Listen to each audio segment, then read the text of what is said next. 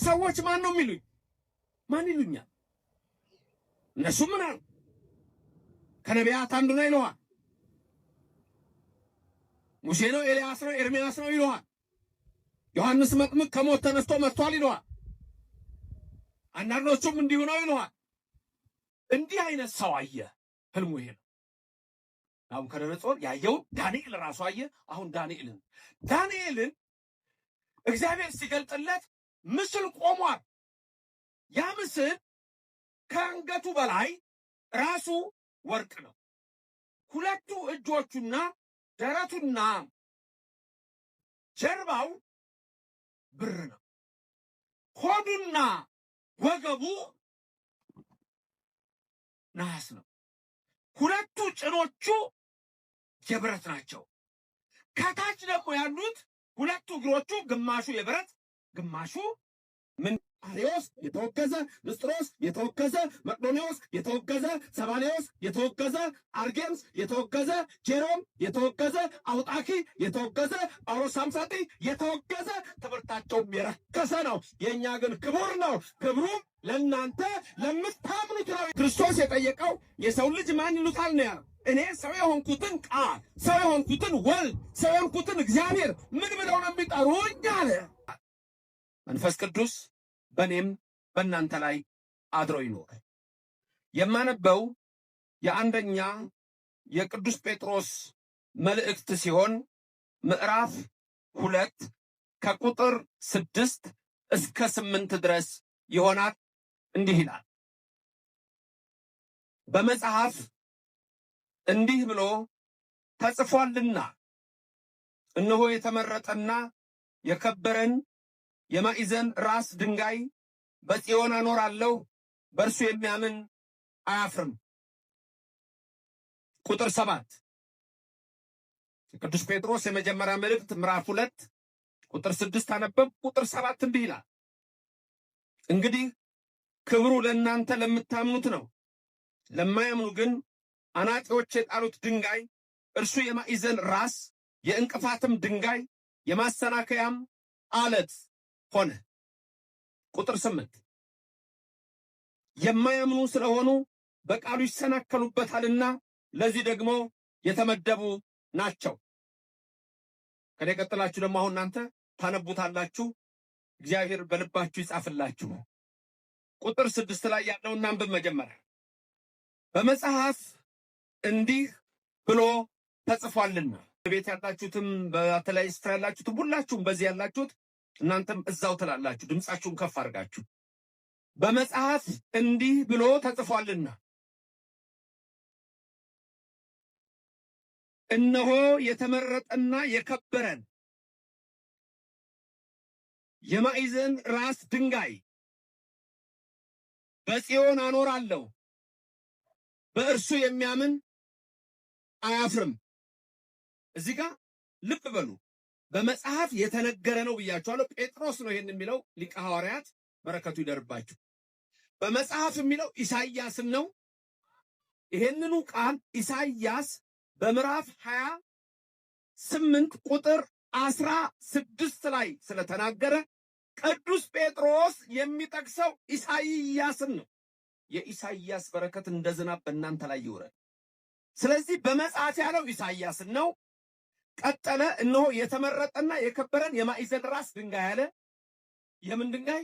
የማዕዘን ራስ። ምን አይነት ድንጋይ? የተመረጠና የከበረን። የት አኖረዋለሁ አለ? በጽዮን አኖረዋለሁ፣ በእርሱ የሚያምን አያፍርም። ትምህርቱ ይሄ። ንጉሥ አጼ ፋሲል የጎንደሩ የኢትዮጵያው ንጉሥ በጎንደር ዘመነ መንግስት በሰቨንቲ ሴንቸሪ አንድ ቀን ዝሆን ሊያድኑ ከጋሻ ጃግሬዎቻቸው ጋር ጫካ ገቡ። እኔ አንድ ጊዜ ስናጥቁሩ ነው አሉ እዚህ ወንድሞቼና ፈረንሳይ አካባቢ ኢየሱስ የሚባል ቤተክርስቲያን አለ ታውቃላችሁ። እዛ ደግሞ ከጎን ምን አለች ቤተክርስቲያኑ? እመቤታችን አለች አይደለም? እዛው አንድ ሰውዬ ልጃቸው ጴንጤ ሆነባቸው። ያኔ ድሮ እዚህ እያለሁ ኮሌጅ እያለሁ ከዛ መጡና እንደው እባክህ ልጄ አስቸገረኝ፣ ምን ነው እምነቱን ቀየረብኝ። ታዲያ እኔ ያለሁት እዚህ ኮሌጅ ሩቅ ነው ያለሁት፣ እዛ የሚያስተምረው ሰው የለም ወይ? የእሱንማ ተወኝ መምህር ዘበነ እሱ ማለት ምን ነው አልኳቸው። ሄጄ ካህናቱን እባካችሁ ብዬ እዛ ማርያም ሄጄ ሳነጋግር በኋላ እንዲዞር ስል ምንድነው ይሄ ስል ኢየሱስ ነው። ለካ ኢየሱስ እዛ ጉብ ብሏል ማርያም ጋር ጉብ ብሏል።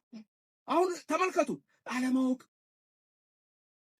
አለማወቅ። የኔና የእናንተ ኢየሱስ እኮ ከሌሎቹ ኢየሱስ የተለየ እኮ ነው። ማወቅ ነው የምንማረው። መማር አለባችሁ። አሁን በዚህ ደብር ማክሰኞ ትምህርት አለ፣ ዓርብ ምህላ አለ፣ በየሰዓቱ ትምህርት አለ የሚሰጥ። አስተማሪስ ባይኖር መጥቶ እዚህ ደጅ ጠንቶ ቢኬድ ማወቅ አለባችሁ። እወቁ። እውቀት እግዚአብሔር ነው። እሱ በልባችሁ ይጻፍላችሁ። ሲዞር ዝም ብሎ አይዞርም። ካህኑ የሚለው ቃል አለ። ምን ነበር የሚለው? በከማ አናልከ ነው ጥቅማ ለኢያሪኮ በኢያሱ ገብርከ አይደል? እንደሱ ያንን የሚያጥረው ነው። እየነገሩኝ ነው። ምን ማለት መሰላችሁ? ከማሁ እንደዛው ልክ እንደዛው በእኔ በኃጢአተኛው እጅ ደግሞ ይላል። ምን ማለት መሰላችሁ? በነዌ ልጅ በኢያሱ ላይ ሆነ የሰራዊት ጌታ እግዚአብሔር ሆይ 7 ጊዜ የኢያሪኮን ግንብ ቢዞሩት በሰባተኛው ቀን የኢያሪኮን ግንብ እንዳለ እንደ ሻማ ያቀለጥከው፣ ያፈረስከው፣ የደመሰስከው እግዚአብሔር ሆይ አሁን በእኔ በካህኑ በባሪያ እጅ ደግሞ የኔንም ኃጢአት የተሰበሰቡትን የሕዝቡን ሁሉ ኃጢአት እያለ ጥንት እያጠናቸው ታቸውን አፍርስላቸው ሲል የሰራችሁት ኃጢአት ሁሉ እንደ ሻማ ነው የሚቀልጠው። እግዚአብሔር ክብርና ምስጋና ይግባው፣ ስሙ የተመሰገነ ይሁን። ማስቀደስ ያለባችሁ በዚህ የተነሳ ዛሬ አንዳንድ አገልጋዮች ራሱ ከቅዳሴ የራቁ ምንም የፈለገው ወንጌል ቢሰብኩ አይሰምርም። ከቅዳሴ የራቀ አይሰምርም። ትልቁ ጸሎት ቅዳሴ ነው። የማህሌቱ የሰዓታቱ የሁሉ ሲጀምር ገና ያስደነግጣል። ሚመጠን ግርም ትዛቲ ዕለት ይላል። ይህች ቀን ምን ያህል የምታስፈራ ናት! ይህች ቀን ምን ያህል የምታስጨንቅ ናት! መንፈስ ቅዱስ ከሰማይ የሰማያት የሚወርድባት ይህንን ህብስት ይህንን ወይን የሚያከብርባት። በጽሞናና በፍርሃት ቁሙ፣ የእግዚአብሔር ሰላም ከእኔና ከእናንተ ጋር ይሁን ብሎ ነው የሚጀምረው። የእግዚአብሔር ሰላም ከሁላችን ጋር ይሁን። ግርም ትዛቲ ዕለት፣ እጽብ ትዛቲ ዕለት፣ መላእክት የሚወርዱባት መንፈስ ቅዱስ የሚወርዱባት ቅዳሴ ሲገባ። አሁን እኮ ችግሩ ልባችሁ እኮ አንድ አይሆንም።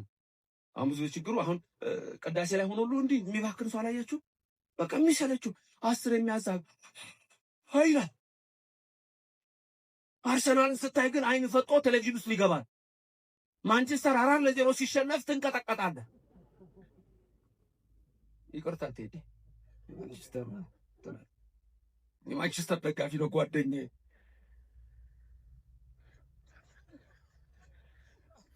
ልብ የለም ልብሽ የለም። እሱ እኮ ነው ችግሩ። የሚመጣን ግርም ትዛት ይላል።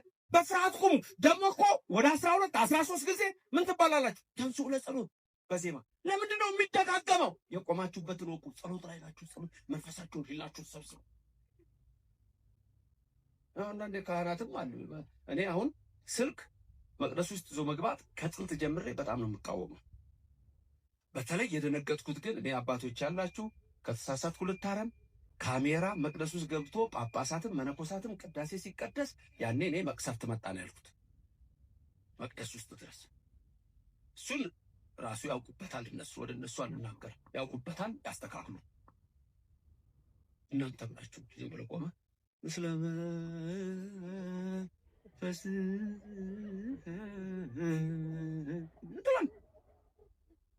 የለም። ያችን 2 ሰዓት ያችን 1 ተኩል ለምን 3 ሰዓት ስለምን አይሆን? በቃ ተንሱ ለጸሎት። በቃ ተነስታችሁ እኮ ቆማችኋል። ተንሱ ለጸሎት። ህሊናህን ነው የምታነሳው። መሀል ላይ ደግሞ የሚባል ቃል አለ። ትዝ ይላችኋል? አሁን ዝም ብሎ በንባብ ብቻ ሆነ። ዜማው ሊጠፋ ሳይሆን አይቀርም። ለተነበሩ ዜማው ሊጠፋ አይመስለኝም። የተቀመጣችሁ ተነሱ ይባላል። ቆማችኋል እኮ እናንተ። የደከመው አይቀመጥ አይደለም። የተቀመጣችሁ ተነሱ፣ ከኃጢአት ወንበር ተነስ። ያለበትን ወቅ ወደ ምስራቅ ተመልከቱ። ምስራቅ ቅጹት እመቤታችን ምስራቅ ምጽአት ይመጣል ክርስቶስ። እናንተ እኮ ክብሩ ለእናንተ ነው ተብላችኋል። እናንተማ የተመረጣችሁ ናችሁ፣ የታደላችሁ ናችሁ። ሁሌ የሌለን ኦርቶዶክስ መሆን መታደል ነው እላለሁ። ያቺ ድንጋይ አድቃ ዓለምን መላች፣ የዓለም መድኃኒት ነው። ስለዚህ እነዛ አናጢዎች ናቁት የተባሉት አይሁድ ናቸው። ናቁት ክርስቶስን። ምን አሉ? አምላክ አይደለህም አሉ።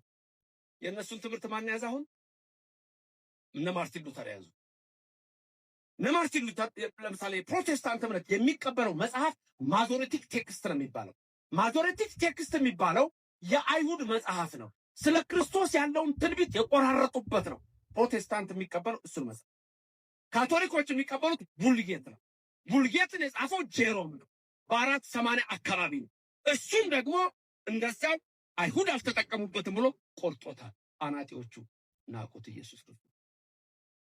ስለ ዘመዶቹ ሲናገር ያ ኢሳይያስ ነብይ ምን አለ? ባየነው ጊዜ ደም ግባት የለውም አለ። እኛ ግን እንደተቀሰፈ ቆጠርነው አለ። በኢሳይያስ ትንቢት ምዕራፍ 53 ላይ ማን ነው ያስተዋለው ከትውልዱ አለ። ባየነው ጊዜ ደም ግባት የለውም አለ። የሚነግረን ስለ ዘመዶቹ ነው። ክርስቶስ ወደዚህ ምድር መጣ። እኔ አምላክ ነኝ ሲላቸው ድንጋይ አነሱ። አንተ ሰው ስትሆን አናቅህም እንዴ? እናትህ እዚህ አይደለችም? ወንድሞች እህቶች ይላል። ተሰናከሉበት ይላል ሉቃስ 3 ስታነብ ተሰናከሉ። እዚህ ደግሞ ምን አለን ቅዱስ ጴጥሮስ በአንደኛ መልእክቱ ምዕራፍ 2 ከቁጥር 6 እስከ 8 በተለይ ቁጥር 8 ላይ የማያምኑ ስለሆኑ ይሰናከሉ። የሚሰናከሉትም በቃሉ ነው። ቃሉን ከመጽሐፍ ቅዱስ እያነበቡ ነው የሚሰናከሉ። አለቀ። መጽሐፍ ቅዱስ ይዘዋል። መጽሐፍ ቅዱስን አያውቁም። የለም። የቤተክርስቲያናችን ትምህርትም አይገባችሁም። የኦርቶዶክስ ትምህርት ሊገባችሁ አይችልም። ሁሌ ሲነቅፉ፣ ሁሌ ሲተቹ ታያላችሁ። ለምን? እነሱ አናጢዎች የጣሉትን ስለተቀበሉ ነው። ክብሩ ግን ለእኛ ነው፣ ለምታምኑት ነው። ለማያምኑ አናጢዎች የጣሉት ድንጋይ ነው። ፈሪሳውያኑ፣ ሰዱቃውያኑ የጣሉት ጸሐፍት የናቁት ነው። ኢየሱስ ክርስቶስ መጥቶ ግን ምን አለ? እኔ ማን ነኝ አለ። የሰው ልጅ ሰዎች ማን ይሉታል አለ። አንተ ክርስቶስ ነህ አለው። አምላክ ወልደ አምላክ። ኦርቶዶክስ ቤተክርስቲያን ኢየሱስ ክርስቶስ አምላክ ነው። ከሰማይ ወረደ። አዎ ያዳነን እሱ ነው። የዕዳ ደብዳቤያችን የሰረዘ እሱ ነው። ከድንግል ማርያም ተወልዶ ያዳነን እሱ ነው። ድህነታችን እሱ ነው። ስሙ የተመሰገነ ይሁን። ክብር ምስጋና ይግባ። እግዚአብሔር የተመሰገነ ይሁን። ስለዚህ ዛሬ የኦርቶዶክስ ቤተክርስቲያን ትምህርት ከሌላው በተለየ የምታዩበት ምክንያት በዓለም ላይ ለምንድን ነው? እኛ አናጢዎቹን አልተከተልንም። አናጢ ስለ ድንጋይ ያውቁ፣ እነዛ ጸሐፍት ፈሪሳውያን ስለ ቃሉ ያውቁ ነበር። አባቶች ከነሱ ወገን ነበሩ፣ ግን ክርስቶስን አልተቀበሉም። መሲህ ዛሬም ድረስ አልተቀበሉም። ስለዚህ ዓለም ወዴት ሄደ? አሁን ወደ ጨለማ። አንዳንዶች ክርስቶስን አናጢዎቹ ስለጣሉት፣ ለምሳሌ ሰሞኑን የጻፉት መጽሐፍ አለ፣ ዛሬ ይመስለኛል ታገኙታላችሁ የምትፈልጉ ሰዎች። ኒው ኤጅ ሙቭመንትና ሎ ኦፍ አትራክሽን። በኒው ኤጅ ሙቭመንትና ሎ ኦፍ አትራክሽን ኒው ክርስቲያኒቲ ተብሎ በሚሰየመው ኢየሱስ አምላክ አይደለም፣ ዝም ብሎ አንድ ሰው ነው፣ ሮል ሞዴል ነው ነው የሚሏችሁ። ሌሎቹ ደግሞ ግኖስቲክስ የሚባሉ ያን የነበሩ ኖስቲሲዝም የሚባል እምነት አለ። እነሱ ደግሞ እንደ ጨረር ተፈንጥቆ የመጣ ነው ይላል። ሰው ነው። አሪዮስ ፍጡር ነው ይላል እና አውጣኪ ዝርው ይላል። ሌሎችም እንዲሁ ብዙዎቹ ክርስቶስ አምላክ እንደሆነ አላወቁም። ዛሬ አብዛኛው የሚሄደው በሰፊው መንገድ ነው። እናንተ ግን በጠባቧ መንገድ ግቡ የተባላችሁት ጠባቢቱ መንገድ ኦርቶዶክስ ተዋህዶ ክርስትና ናት። በዚች እምነት ያደረገን እግዚአብሔር ስሙ ከዘላለም እስከ ዘላለም የተመሰገነ ይሁንልን። ኢየሱስ ክርስቶስ ትናንትናም ይላል። ኢየሱስ ክርስቶስ ትናንትናም ዛሬም ለዘላለምም ያው ነው፣ አይለወጥም። የኔና የእናንተ አምላክ ያው ነው። ዓለምን ከመፍጠሩ በፊት አምላክ ነው። ዓለምን በፈጠረ ጊዜ አምላክ ነው። ከድንግል ማርያም ሲወለድ አምላክ ነው። ስጋን ሲዋሃድ አምላክ ነው። ስጋን አምላክ አደረገው። አምላክም እኛን ለማዳን ሰው ሆነ፣ ከድንግል ማርያም ተወለደ። በዚች እምነት ያደረገን እግዚአብሔር ስሙ ምስጉን ይሁንልን። ስለዚህ ኦርቶዶክስ ተዋሕዶ ቤተክርስቲያን ስትኖሩ እግዚአብሔር የሚለውን የምትሰሙ ናችሁ። እግዚአብሔር የሚያስተምረውን ሁልጊዜ በኦርቶዶክስ ቤተክርስቲያን እኛ የምንናገረው ክርስቶስ የነገረንን፣ ነቢያት ሐዋርያት የነገሩንን ተመልከቱ። ማይነገረንን ራሱ ክርስቶስ የነገረንን ቀድሞ ነቢያት የነገሩን፣ ኋላ ሐዋርያት የነገሩን። በቃ በሌሎች እምነቶች ግን ማ የተናገረውን ነው የሚናገሩት፣ ከማ የሰሙትን። በሌሎቹ የሚናገሩት የአናጢዎቹን፣ የግንበኞቹን። ግንበኞቹ ኢየሱስን ስለናቁት ምን አሉ? እናቱን አናቃትም እንዴ? ወንድሞቹ በእኛ ዘንድ አይደሉም እንዴ? ስለዚህ እነዛ ምን ይላሉ? ኢየሱስ ሌላ ወንድሞች አሉት፣ ማርያም ሌሎች ልጆች ወላለች። ከማን የሰሙት? ከአናጢዎቹ። ልዩነቱ ይሄ።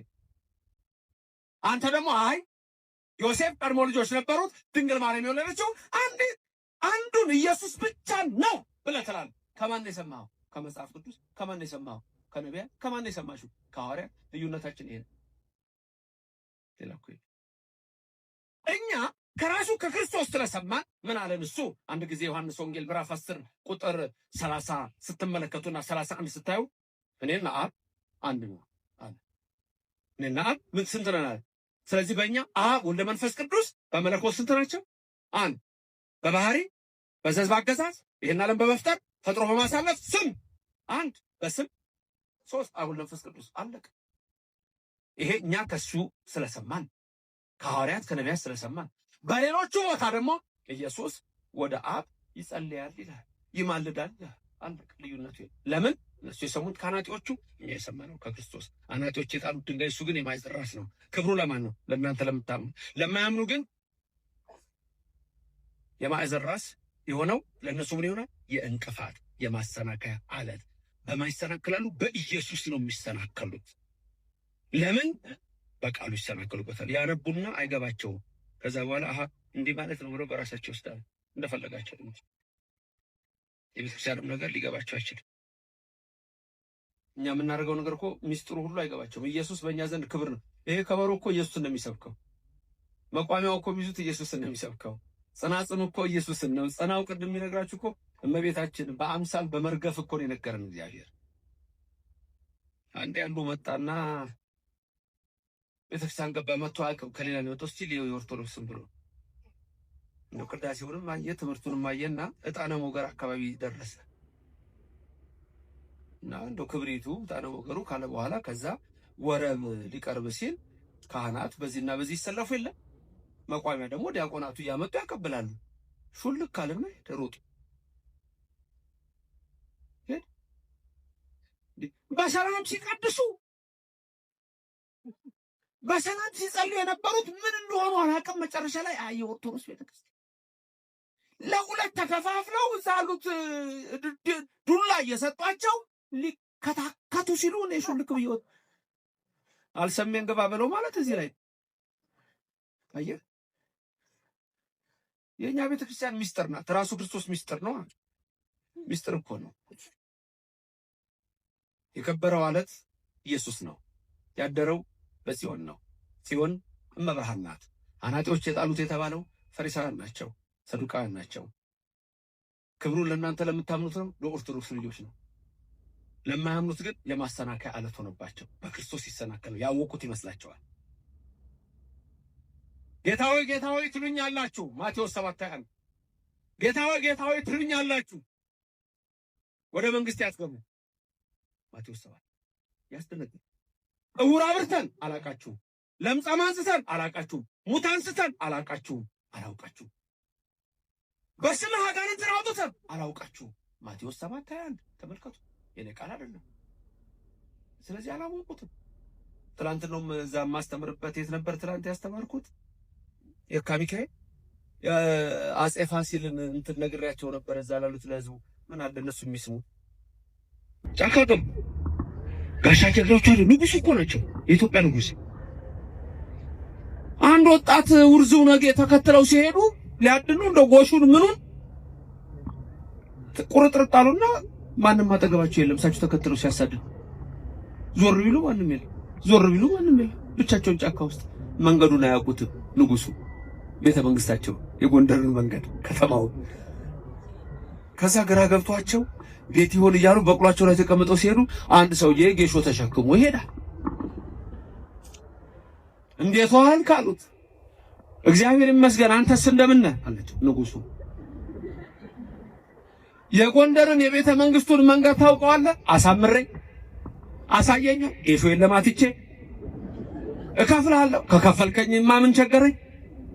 በእናምራን አንተ በቅሎ ላይ ተቀምጠን የመግሬ እና አፈናቀኝ ናውጣ ንጉሱ ጋር ከንጉሱ ጋር ከኋላ አፈናጠውት ንጉሥ ሆኖ አላወቀም። እኔ ስገምተው ይሄን ትናንትም ተናግሬያለሁ። የአንድ የወለጋ ሰው ነገሩ የሚባል ሰው በክርስትና ስሙ ነው መጽሐፉ ላይ ያለው። እርግጥ የጻፈውን አዲስ አበባ ዩኒቨርሲቲ ያሳተመው ዛሬ የኢትዮጵያ ታሪክ አፄ ቴዎድሮስ ዘመን ይመስለኛል። እዛ ላይ ነው ያነበብኩት። ይታወቃል ታሪኩ። እኔ ስገምተው አሁን ሲመራቸው አንተ ሰው ያሰባም ነው በዚህ ጋር ሄድ ነው ያልኩህ ምናምን ሲላቸው ንጉሡ ኧረ በዚህ ሲላቸው ብቻ ወደ ከተማ እየደረሱ ሲመጡ አንተ ሰው አሉት። እያወሩት እኮ ነው የሚሉት። አፈናጣው ንጉሡን ታውቃቸዋለህ? ኧረ አንተ ሰው ቀልደኛ ነህ። ንጉሡን ታውቃለህ? ደግሞ ማን አድርሶኝ ከንጉሡ አብሮ ቁጭ ብሏል። ማን አድርሶኝ? በቃ ከተማ ስንገባ ታውቃቸዋለህ አሉት። ወደ ከተማ ስንገባ ታውቃቸዋለህ። ከዛ በኋላ ወደ ከተማ ሲደርሱ ንጉሥ ሲመጣ ሰው የሚያደርገውን ታውቃላችኋል። በድሮ ነገስታት ጊዜ ፊልም እንደገና አይታችሁ ከሆነ እንዲሁም መጎራ እንዲሁ የለበሰው እንዲህ እያደረገ ይሰግዳል አይደለም? ንጉሥ ሲመጣ ጥፍ ይላል። ክብር ያለበት ዘመን ስለሆነ ነው። ታዲያም አሁን እንትን አሉት ንጉሡን አሁን አወካቸዋል። የታሉ አሁን ሰው ደግሞ ይሄኔ ገርሞታል። እንዴ ንጉሡ ዛሬ ማንን ነው ያፈናጠጡ? አረ ከንጉሡ ጋር ታይቶ የማይታወቅ ነገር ነው። በድሮ ዘመን አስቡት። ደግሞ ብቻ እያነጠፈ ይሰግዳል እና አሁን አላወካቸውም። የታሉ እንዴ ሰው እኮ እየሰገደ ነው አሉ። አየና እና አሁን አወካቸው ነው። እንግዲያውማ ወይ ካንተ ወይ ከኔ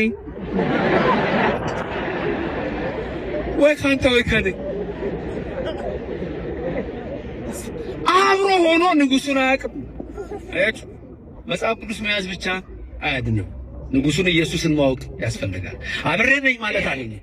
ንጉሡን ኢየሱስ ማወቅ ያስፈልጋል። እሱ በሁሉም ዘንድ አለ ለዘላለሙ የከበረው ማለት የማዕዘን ራስ ድንጋይ አናጢዎች የጣሉት ድንጋይ።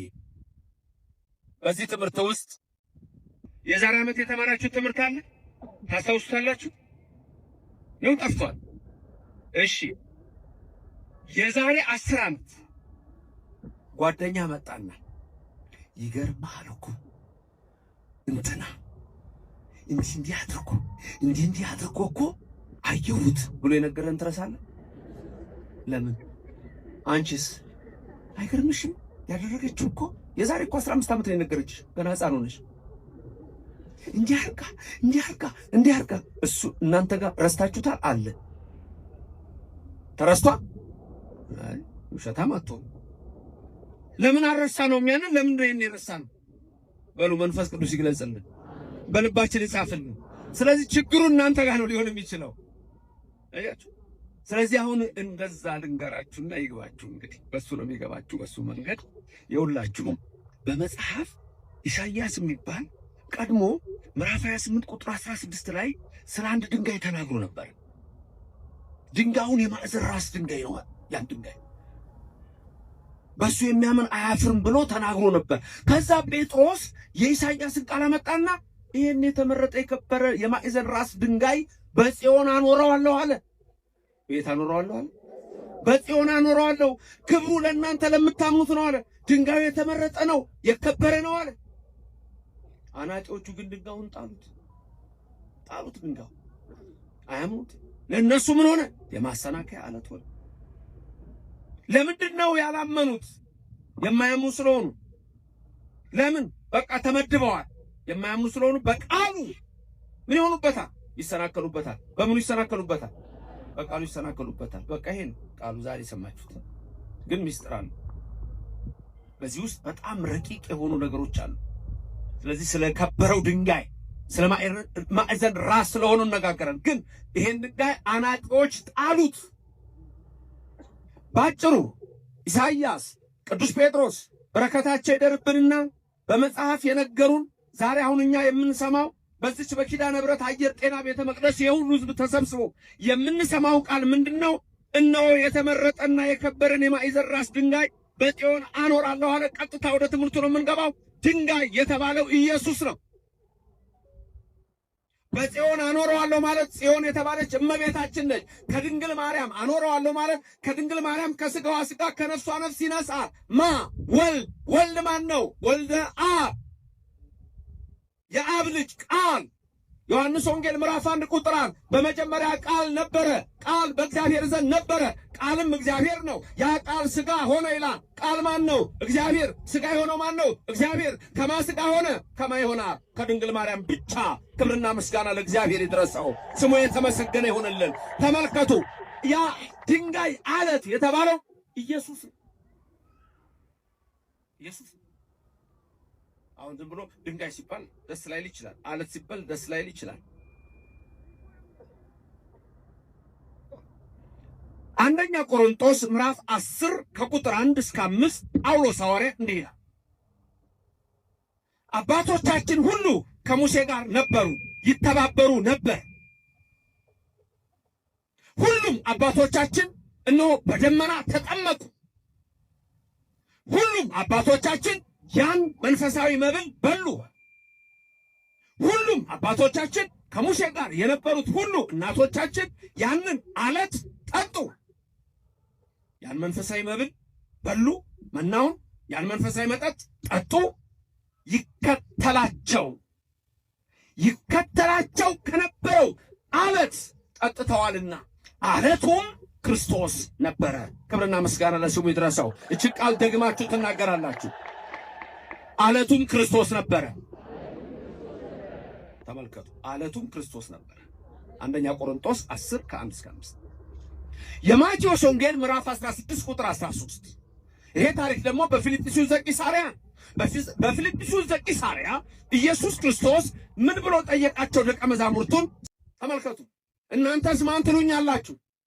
ሐዋርያት ተጠየቁ። ጴጥሮስ መለሰ፣ አንተ ውእቱ ክርስቶስ ወልደ እግዚአብሔር ሕያው፣ አንተማ እንጂ አንተማ እኮ እነሆ ወልደ አብ ወልደ ማርያም የሆንክ ክርስቶስ ነህ አለው። ክርስቶስ የጠየቀው የሰው ልጅ ማን ይሉታል ነው ያለው። እኔ ሰው የሆንኩትን ቃል፣ ሰው የሆንኩትን ወልድ፣ ሰው የሆንኩትን እግዚአብሔር ምን ብለው ነው የሚጠሩኝ አለ። ነቢይ ነው። በቃ ዛሬም በአንዳንድ እምነት ነቢይ ነው ይሉታል፣ በአንዳንድ እምነት አማላጅ ይሉታል፣ በአንዳንድ እምነት ፍጡር ነው ይሉታል፣ በአንዳንድ እምነት እንደዚህ ነው ይሉታል። ይሄ ሁሉ ግን ልክ አይደለም። እናንተስ ማን ትሉኛላችሁ የተባሉት የኦርቶዶክስ ልጆች እናንተ ናችሁ። ማን ትሉታላችሁ ከተባላችሁ እንደ ጴጥሮስ ነው። አንተ እግዚአብሔር የእግዚአብሔር ልጅ ነህ፣ አንተ እነሆ አምላክ ወልደ አምላክ ነህ። የኔና የእናንተ መልስ ይሄ ነው። በእኔና በእናንተ ቤተ ክርስቲያን ኢየሱስ አምላክ ነው፣ ንጉሥ ነው፣ ጌታ ነው። በዛም አይበቃም። የጌቶች ጌታ፣ የነገሥታት ንጉሥ፣ የአማልክት አምላክ፣ የኃያላን ኃያል፣ የቅዱሳን ቅዱስ፣ የክቡራን ክቡር፣ የልዑላን ልዑል፣ ሰማይን የዘረጋ ምድርን የመሰረተ እርሱ እግዚአብሔር በኋላ ዘመን ከድንግል ተወልዶ የዕዳ ደብዳቤያችን የሰረዘ እሱ አምላክ ነው። ክብርና ምስጋና ለእግዚአብሔር ይድረሰው። ልዩነታችን ይህን ቅድም ምንድን ያለ የማያምኑ ስለሆኑ በምኑ ይሰናከሉበታል? በምኑ ነው የሚሰናከሉት? በቃሉ ነው። በሌላ ይሰናከሉ። ቃሉን እያነበቡ ነው የሚሰናከሉት። ቃሉን እያነበቡ። ስለዚህ ተናገሩ በመጽሐፍ እንዲህ ተብሎ ተጽፏል። ተናገሩ በመጽሐፍ እንዲህ ተብሎ ተጽፏል። እነሆ የተመረጠና የከበረን የማዕዘን ራስ ድንጋይ። ምን አይነት ድንጋይ? የተመረጠ። ምን አይነት ድንጋይ? የከበረ የማዕዘን ራስ ድንጋይ የተባለው ኢየሱስ ነው። ጴጥሮስ ያንን ሲናገር በፊልጵስዩስ ዘቂሳርያ ጌታችን በልብ መታሰቡ በቃል መነገሩ ከፍ ከፍ ይበልና ምን አለው? ጴጥሮስ ይህን የገለጠልህ ሥጋና ደም አይደለም አለው። ክብርና ምስጋና ለእግዚአብሔር ይድረሰው። ሥጋና ደም ይህን አልገለጠልህም፣ ይህን የገለጠልህ በሰማይ ያለው አባቴ ነው። ይህን የገለጠልህ የባሕርይ ሕይወቴ መንፈስ ቅዱስ ነው ብሎ ክርስቶስ ጴጥሮስ ምን አለው? አንተ አለት ነህ አለው። ስምህ ኬፋ ሳይሆን ጴጥሮስ አለት ተብሎ ይጠራል አለው። በዚች አለት ላይ ቤተክርስቲያን እንሰራለሁ አለው። አለቱ የማዕዘኑ ራስ የተመረጠው የከበረው ኢየሱስ ነው። በኢየሱስ ላይ ነው እቺ ቤተክርስቲያን የምትሰራው። በዚች ቤተክርስቲያን ያደረገን እግዚአብሔር ስሙ የተመሰገነ ይሁን። ከማን ነው ሥጋ የሆነው? ከማን ነው ሰው የሆነው? የከበረውን የተመረጠውን ራስ ድንጋይ የት ነው የማኖረው? በጽዮን። ክብርና ምስጋና ለእግዚአብሔር ይድረሰው። በየት አኖረዋለሁ? ጽዮን ማለት ምን ማለት ነው? ጽዮን መጠጊያ። ለምሳሌ አንዳንድ ሰዎች ምን ይላሉ? እክትዋ ለጽዮን ወቀፈዋ ይላል። ወቀፈዋ ዳዊት ጽዮንን ከበቧት እቀፏት ይላል። በሌላ ስፍራ ደግሞ እግዚአብሔር ጽዮንን እንደመረጣት ይናገራል። እስመ አርያ እግዚአብሔር ለጽዮን ወአብደራ ከመትኩኖ ማሂደሮ ዛቲ ይእቲ ምዕራፌ ለዓለም። እነሆ እግዚአብሔር ጽዮንን መርጧታልና፣ ስማርያ እግዚአብሔር ለጽዮን መርጧታልና። ምን ብሎ ነው የመረጣት? ተመልከቱ፣ ምን ብሎ መረጣት?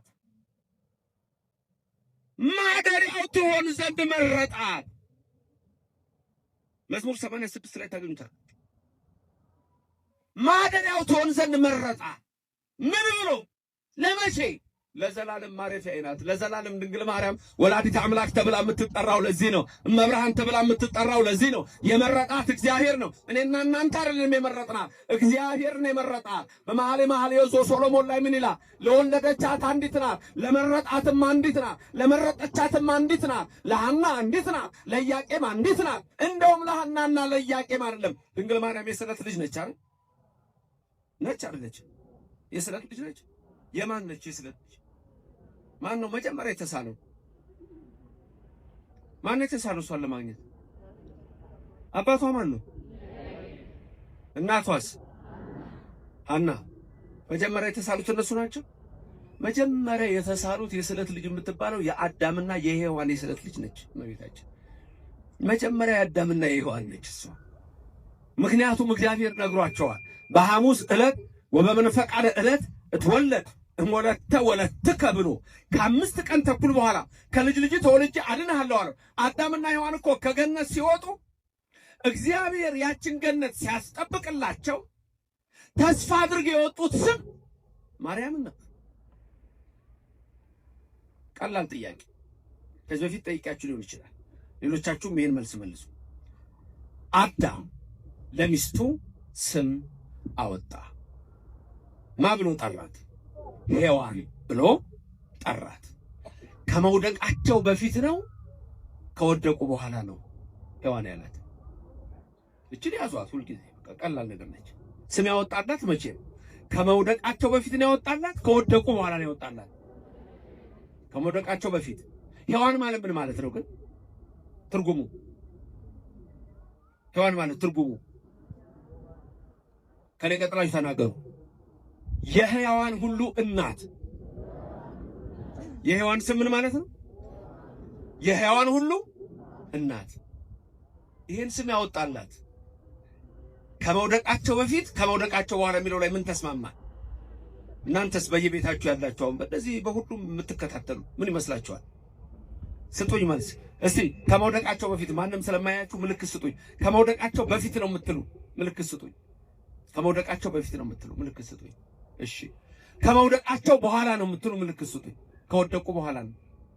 እሺ ሌሎቻችሁ እኔ ምን አገባኝ የምትሉ ትመስላላችሁ። ምክንያቱም አላወጣችሁ ምልክት አልሰጣችሁኝ። ድምፅ ማጉላት ይሰማል። እና ሌሎቻችሁ ምን ናችሁ? ካንዱ ያልሆናችሁት ምንም የምናውቀው ነገር የለም ነው። እሺ ለማንኛውም አዳም ለሚስቱ ሔዋን ብሎ ስም ያወጣው ከወደቁ በኋላ ነው። አሁን ጥያቄ የሚከተለው እንዴት ከወደቁ በኋላ በእሷ ምክንያት ዕፀ በለስን በልቶ እንዴት ነው አንቺ የሔዋን እናት ብሎ ስም ያወጣል? እዚህ ላይ ነው መጠርጠር። አያችሁ? ከወደቁ በኋላ እንዴት መረጠው? የማዕዘን ራስ ድንጋይ ማን ነው? ተስማምተናል። ማን ነው? ስሙን ንገሩ። ኢየሱስ ክርስቶስ። ይሄን የከበረ የማዕዘን ራስ ድንጋይ በጽዮን አኖረዋለሁ አለ። ጽዮን አሁን በዚህ ሰዓት ማናት? እመቤታችን። ኢየሩሳሌም ልትሆን ትችላለች ጽዮን። አንዳንድ ሰዎች ድሮ ምን ይሉ ነበር? በጽዮን በእግሮቿ የእግሮቿን ትቢያ ይልሳሉ የጽዮን የሚል ቃል ነበር። ወይም ደግሞ ለጽዮን ይሰግዳሉ የሚል ቃል አለ። አሁን ይህን ቃል ለድንግል ማርያም አይደለም የሚሉና እና ለምንድን ነው ሲባል እስራኤል ሀገር ጽዮን የሚባል ተራራ አለ ይላል። ምክንያቱም እነሱ የሚፈልጉት ምንድነው? አንተ ለድንግል ማርያም ስትሰግድ፣ አንቺ ለድንግል ማርያም የጸጋ የአክብሮት ስግደት ስትሰግዱ እንዳትሰግዱ ነው የሚፈልጉት። ስለዚህ ምን ይላሉ? ጽዮን እኮ የተባለችው ድንግል ማርያም አይደለችም፣ እዛ ተራራ ነው። ለዛ ተራራ ሄደው ሰግደው ያውቃሉ እነሱ? ለተራራው ተመልከቱ። ስለዚህ የከበረውን የተመረጠውን የማዕዘን ራስ ድንጋይ በጽዮን አኖረዋል። ጽዮን ማለት መጠጊያ ነው። እመቤታችን የሁላችንም መጠጊያ ናት። በምልጃዋ እንጠጋታለን፣ በክብሯ እንጠጋታለን። ራሱ ዮሐንስ ወንጌል ስትመለከቱ ምዕራፍ 19 ላይ እንደተጻፈ ከቁጥር 25 ስታዩ እመቤታችን በመስቀሉ ስር በነበረ ሰዓት ምን አለ? ዮሐንስን እናትን እቹት በቃ ድንግል ማርያም እናቴ ናት፣ ስሙ የተመሰገነ ይሁን፣ እግዚአብሔር በረድኤት በቸርነት አይለየን። እናት አድርጎ የሰጠን የመረጣት ራሱ እግዚአብሔር። ስለዚህ ጽዮን እመቤታችን ነች። በእርሷ እኖራለሁ ማለት በማኅፀኗ ያድራል፣ ከስጋዋ ስጋ ከነፍሷ ነፍስ ይነሳል። ሰው ሆኖ በዚህ ምድር ላይ እግዚአብሔር ተወለደ። የተወለደው ከድንግል ማርያም ነው። ስለዚህ የአንደኛ ጴጥሮስ ምዕራፍ 2 ቁጥር 6 ቁጥር 7 ቁጥር 8 ነው ትምህርታችን እቤት ስትገቡ የምትመለከቱት። ስለዚህ ይህን የከበረ የማዕዘን ራስ ድንጋይ በጽዮን አኖራለሁ፣ በእርሱ የሚያምን አያፍርም። እንግዲህ ክብሩ ለእናንተ ለምታምኑት ነው። ለማያምኑ ግን አናጢዎች የጣሉት ድንጋይ የማሰናከያ የእንቅፋት አለት ሆነ። አናጢዎች እነማን ናቸው ነው? አናጢዎች የጣሉት ድንጋይ። ይህንን የት ታገኛላችሁ? የማቴዎስ ወንጌል ምዕራፍ 21 ላይ ታገኛላችሁ። የማቴዎስ ወንጌል ምዕራፍ 21 ላይ ክብር ይግባውና ጌታችን መድኃኒታችን ኢየሱስ ክርስቶስ አንድ ምሳሌ ነገራቸው። ምን የሚል ምሳሌ? አንድ ሰው ነበር፣ ወይን ተከለ፣ ቅጥር አደረገ። ከዛ በኋላ ለገበሬዎች ሰጠ። ከዛ ባሮቹን ላከና ፍሬ አምጡ አላቸው። እነዛ ገበሬዎች የተላኩትን ግማሾቹን ገደሏቸው፣ ግማሾቹን ደበደቧቸው፣ ግማሾቹን ገረፏቸው።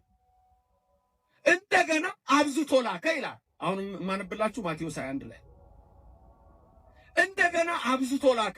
አብዝቶ ሲል አሁንም እነዛን ምን አደረጉ? ገደሏቸው፣ ደበደቧቸው፣ ወገሯቸው፣ ገረፏቸው። መጨረሻ ምን አረገ? እስቲ እንግዲህ ሊያፍሩ ይችላሉና ልጄን ልላከው ብሎ ልጁን ላከ። ልጁን ሲያዩ ጭራሽ ከሩቅ ጥርሳቸውን አፋቸው። እነዛስ እሺ ባሮች ናቸው አሉ። ይሄ ልጁ እኮ ማለት ወራሽ ማለት ነው እኮ። ስለዚህ እንያዘውና እንግደለው አሉና ከወይኑ ስፍራ አወጡና ገደሉት ይላል። ኢየሩሳሌም ናት አሁን ወይ ከኢየሩሳሌም በአፋአ በቀራንዮ ኢየሱስን እንደሰቀሉት ነው። ቀድሞ የተላኩት ነቢያት ናቸው። ቀድሞ የተላኩት ሐዋርያት ናቸው። ምክንያቱም እግዚአብሔር ለአባቶቻችን ለሐዋርያት ለአባቶቻችን በነቢያት ኋላም በሐዋርያት ነገራቸው። ምን ነው ይሄን ጳውሎስ ሐዋርያ ዕብራውያን ምዕራፍ 1 ቁጥር 1 ላይ በብዙ ነገር ወበብዙ መክፈልት አይዳአ እግዚአብሔር ለአበዊነ በነቢያቱ እምትካቴን በነቢያት አስቀድሞ ኋላም በሐዋርያት ነገራቸው ይላል። ስለዚህ ኢየሱስን ነው እሱን ነው የምታዩት። ማቴዎስ 1 ላይ ወስደው ቀራንዮ እንደሰቀሉት እንደገደሉት ያሳያል። ከዛ በኋላ ይህን የሚያስተምረው ብዙ ተሰብስቧል። ፈሪሳውያን አሉ። ያ የወይኑ ባለቤት ሲመጣ እነዚህ ሰዎች ምን ያደርጋል አላቸው። ክፎችን በክፋት ይቀጣቸዋል ብለው መለሱ። ከዛ ቀጥሎ ያለው ቃል እንዲህ ይላል። ኢየሱስ ክርስቶስ ቅድም ያልነውን በኢሳይያስ የተናገረውን በጴጥሮስ ያሰበከውን ራሱ ይናገራል። ማቴዎስ 21 ቁጥር 42 ላይ እንዲህ ይላል ቃሉ። ከኔ ቀጥላችሁ ሁላችሁም ተናገሩ። ኢየሱስ እንዲህ አላቸው፣ ግንበኞች የናቁት ድንጋይ እርሱ የማዕዘን ራስ ሆነ። አሁን ይሄ ጌታ የሚጠቅሰው ራሱ ኢሳይያስን ነው። ለኢሳይያስ ያናገረው ራሱ ነው። ይህንን አላነበባችሁም አላቸው። ፈሪሳውያን መጽሐፍ ያውቃሉ። አሁን አናጢዎች ግንበኞች የተባሉት እነማን ናቸው? አይሁድ ናቸው። እነዚህ አይሁድ ወይም ፈሪሳውያን የተባሉ ወይም ጻፍ ወይም ሰዱቃውያን የተባሉት ይሄን ታሪክ ነገራቸውና ከዛ በኋላ ምን አላቸው? በዚህ ድንጋይ ላይ የሚወድቅ ይቀጠቀጣል። በዚህ ድንጋይ ላይ የሚወድቅ ይቀጠቀጣል። ድንጋዩ ግን የሚወድቅበትን ሁሉ ይፈጨዋል አለ። ድንጋዩ ባለፈው ሳስተምር በአንድ ስፍራ ትንቢተ ዳንኤል ምዕራፍ 2 አንስቻለሁ። ምዕራፍ 2 እንዲህ አይነት ሰው አየ። ህልሙ ይሄ ናቡከደነፆር ያየው ዳንኤል ራሱ አየ። አሁን ዳንኤልን እግዚአብሔር ሲገልጥለት ምስል ቆሟል። ያ ምስል ከአንገቱ በላይ ራሱ ወርቅ ነው። ሁለቱ እጆቹና ደረቱና ጀርባው ብር ነው። ሆዱና ወገቡ ነሐስ ነው። ሁለቱ ጭኖቹ የብረት ናቸው። ከታች ደግሞ ያሉት ሁለቱ እግሮቹ ግማሹ የብረት ግማሹ ያቺ ድንጋይ መጣች ተፈነቀለችና ያቺ ምን ድንጋይ ከታች ስትመታው ምስሉ ምን ሆነ? ወደቀ። ማለት ናቡከደነፆር አምላክ ነኝ ቢል አይሆንም። ዳሪዮስ ቢል አይሆንም። ቂሮስ ቢል አይሆንም። እስክንድርም አይደለም። አንጢያኮስም ብዙ ክፉ ነገር ሰርቷል። እነ በጥሊሞስ እነዚህ ሁሉ የምድር ገዢ ናቸው እንጂ የሰማይና የምድር ፈጣሪ አይደሉም። የኔና የናንተ አምላክ ብቻ ሰማይና ምድርን የፈጠረው እሱ ነው። ክብርና ምስጋና ለስሙ ይድረሰው። እግዚአብሔር የተመሰገነ ይሁንልን። አንዲት ድንጋይ ከተራራ ላይ ያለ እጅ ተፈንቅላ መጣች። ያንን ምስል መታችው። ምስሉም ፈረሰ። ነፋስ መጣ ጠረገው። ያቺ ድንጋይ ያለ እጅ መጣች የተባለችው ኢየሱስ ነው። አለቱ ኢየሱስ ነው። የማዕዘን ራስ ስሙ ምስጉን ይሁን። የኔና የናንተ አምላክ ለስም አጠራሩ ክብር ምስጋና ይግባው። የኔና የናንተ ንጉሥ እሱ ያለ እጅ የተባለውን ልንገራችሁ። ያለ እጅ ማለት ከአብ ያለ ድካም ያለ ይሄን ባለፈው በሌላ ስፍራ አስተምሬዋለሁ። ራሱን በቻለ ነው። አሁን ግን አለቷን ድንጋዋን ልነግራችሁ ነው። ያለ እጅ ማለት ከአብ ያለ ድካም ያለ እናት። ያለ እጅ ማለት ከአብ ሲወለድ እንደዛ ሆኖ ከድንግል ማርያም ሲወለድ ደግሞ ያለ ሕማም ያለ አባት። ደስ ይላል አይደል? ይላል። ላስደግማችሁ። ያለ እጅ ማለት እንበለ እድ ማለት ዘተመትከ እምደብር ነዋህ ዘተመትረም የሚለው ያለ እጅ ማለት ከኔ ቀጥራችሁ ሁላችሁም ትናገራላችሁ። ቅድመ ዓለም ከአብ ያለ ድካም ያለ እናት ያለ ምንና ያለ ምን ያለ ድካምና ያለ እናት ድህረ ዓለም ከድንግል ማርያም ደግሞ ሲወለድ ያለ አባትና ያለ ሕማም።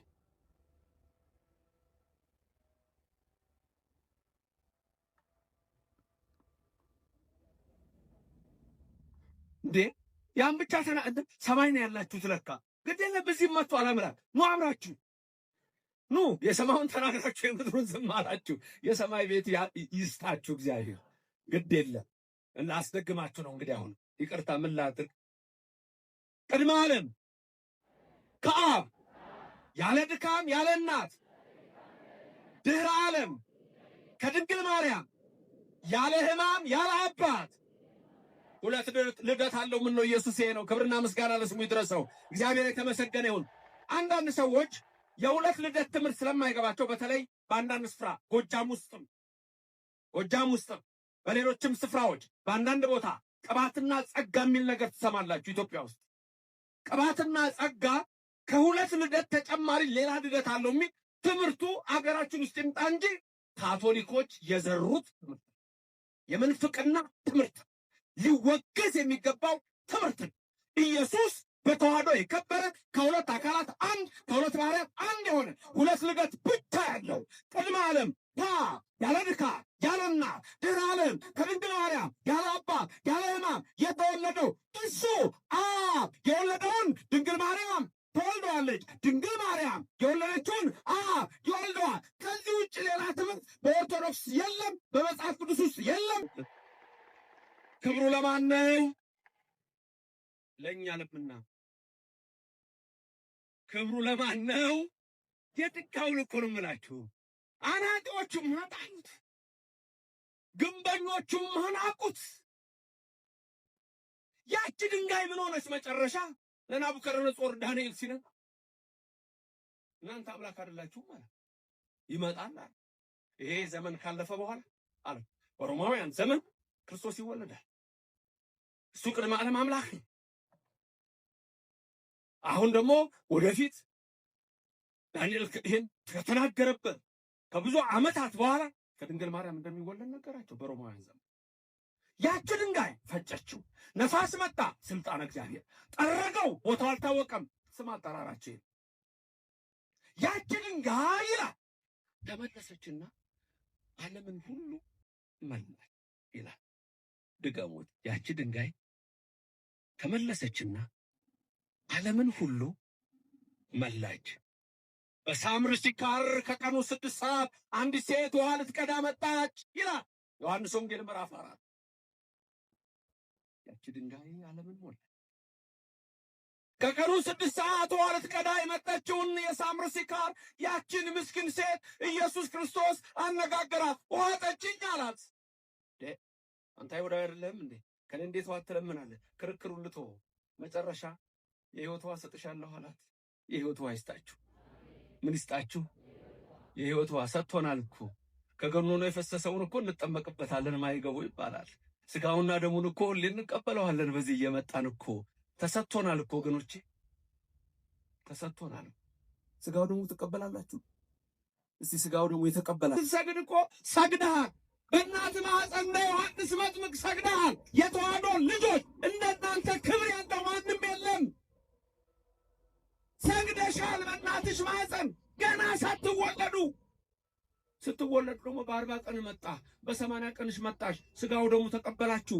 በቅባ ቅዱሱ በሜሮኑ መንፈስ ቅዱስን ተቀበላችሁ። ጥምቀቱን አገኛችሁ።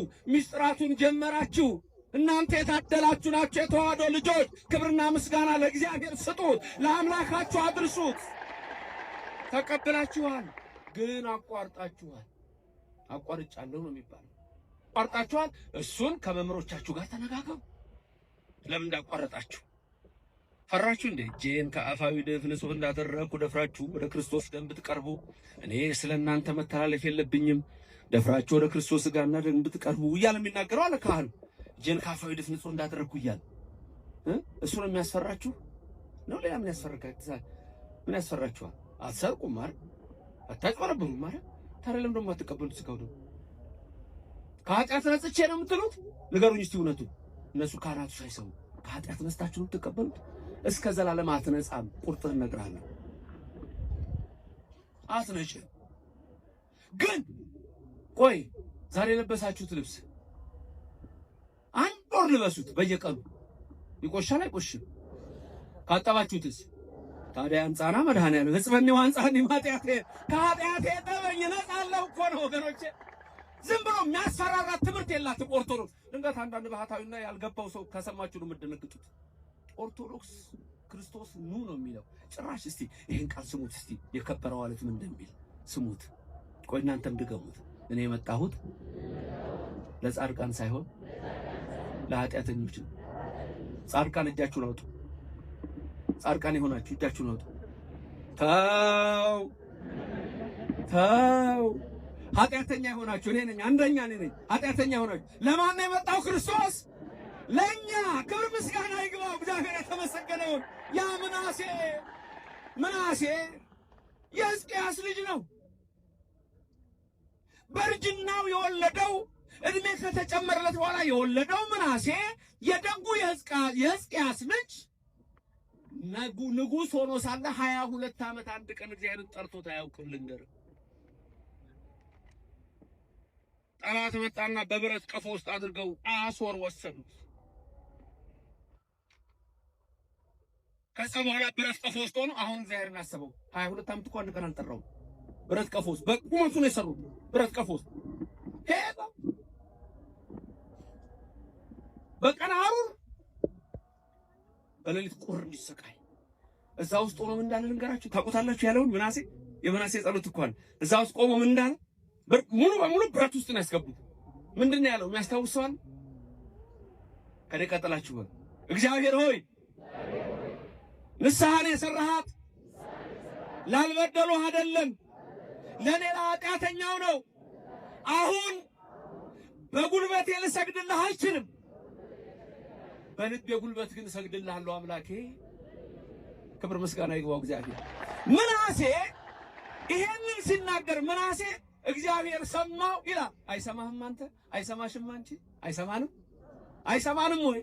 ይሰማናል። ሚካኤልን ላከለት ይላል። ያንን የብረት ቀፎ ያዘና መለሰና አገሩ አገባውና ከብረት ቀፎ ውስጥ አወጣው። ከእስራት ያውጣችሁ፣ ከኃጢአት ያውጣችሁ፣ ከበደል ያውጣችሁ፣ ከርኩሰት ያውጣችሁ፣ ከጣዖት ያውጣችሁ፣ ከምንፍቅና ያውጣችሁ፣ ከጨል ያውጣችሁ፣ ከዛር ያውጣችሁ፣ ከጫት ያውጣችሁ፣ ከሲጋራ ያውጣችሁ፣ ከሱስ ያውጣችሁ፣ ከሺሻ ያውጣችሁ። ኑ ወደ ቤቱ ግቡ፣ ተቀደሱ። እግዚአብሔር ይሄንን ነው የሚፈልገው። ለኔ ነው የመጣው፣ ላንተ ነው፣ ላንቺ ነው። እኔ የመጣሁት ለጻድቃን አይደለም ለበሽታ በሽተኞች ነው። በሽተኞች መድኃኒት ያስፈልጋቸዋል። ሰጠን ስጋና ደሙን። ክብርና ምስጋና ለእግዚአብሔር ይድረሰው፣ ስሙ የተመሰገነ ይሁን። ታዲያ ለምንድን ነው የማትቀበሉት? ስጋው ደሙ መድኃኒት ከሆነ እንዳልኩ ከኃጢአት አትነጻ። ሶስት ነገሮች ልንገራችሁ። ግጥም እንደ ግጥም ያዟቸው። ሻ ሶስት ደግሞ ልሳን እንዳይመስል እችን ሰምቶ መምህር ዘበነ ልሳን ተናገረ እንዳይል ደግሞ ያ ከዚህ ቤት የወጣው የርኩሰት ልጅ የባቢሎን የጋለሞታይቱ ርኩሰት ጡት ጠቢ ክፉዎች ከእግዚአብሔር የራቁ ለእግዚአብሔር ክብር ለኢየሱስ ክብር የሌላቸው ለድንግል ማርያም ክብር የሌላቸው ለመላእክት ክብር የሌላቸው ራሱ ኢየሱስን ግንበኞቹ ሲንቁት አብረው የናቁ የሰቀሉ አሉ። ዛሬ ሶስት ነገሮች የሥጋው ደሙ ጥቅም ድገሙ። ለኃጢአት መደምሰሻ፣ ለአጋንንት ድል መንሻ፣ ለመንግሥተ ሰማያት መውረሻ። በቃ ታዲያ ምን ትፈልጋለህ? ምንድን ነው ያልኩት? አንድ ለኃጢአት ሻ ነው ብያለሁ። መጨረሻው ግጥሙን ነገርኳቸው።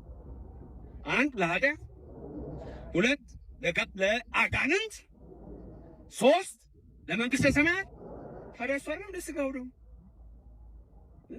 ሰሞኑን ሁሉ ስል ነበር በየቦታው አይደለ? እነዚህ ምስክሮች ናቸው። እነዚህ እንደው ወደ ቁርባኑ ስትመጡ ሁሌም የሚደጋገመው ነገር ስለሆነ ብዬ እኮ እስመ ኃያል አንተ እኩት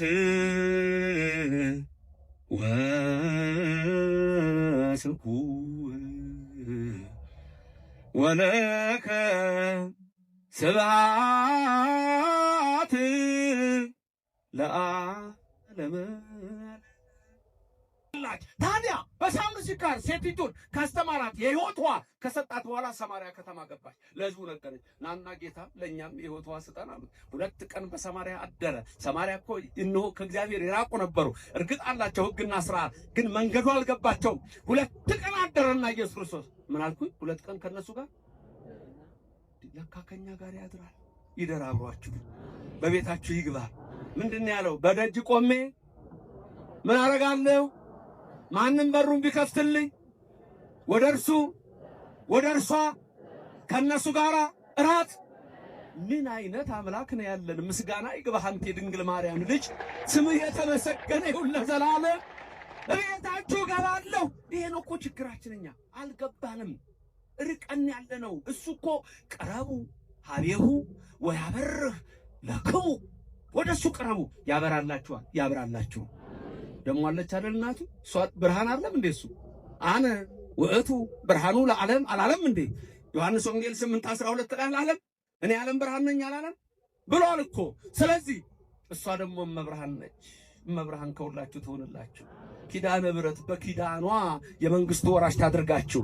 3 ጥቅም አለው አለን ስጋው ደግሞ። 1 የኃጢአት ምን ማርያም፣ 2 የአጋንንትን ድል መንሳት አትፈልግም። ስጋው ደግሞ ኃጢአትን ተናግረው አጨርሰው ትቀርባለህ። የምታውቀውን በድፍረትም በስተትም እግዚአብሔር ይስታይልሃል፣ ትፈታለህ።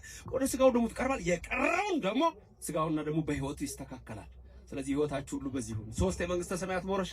መንግስቱን የምንኖር ሰው ምንድን ነው? በእግዚአብሔር። ሌላም ቦታ ገና ቅዳሴ ሲጀመር ሲገባ ኩሉ ዘገብራ እየተባለ ይበል ፈላሲ ዘገባ ሀበ እግዚአብሔር ነው የሚለው።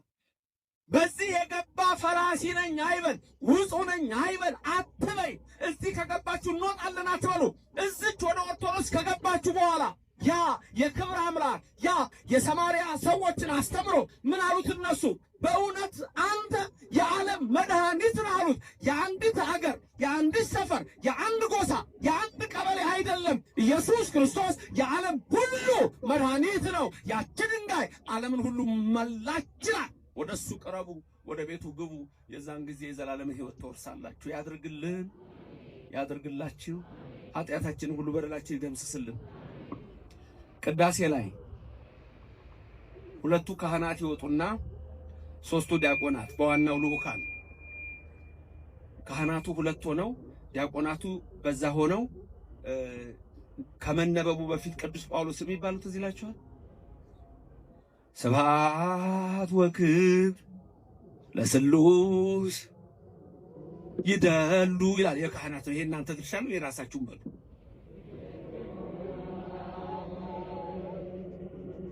ለካቺ ቀለም ከብዳቸው ነው። እቺን ይችላል። ችን ይችላል።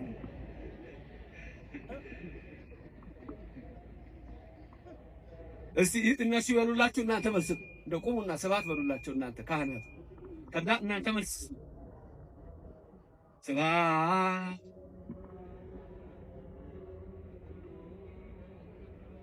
ይደሉ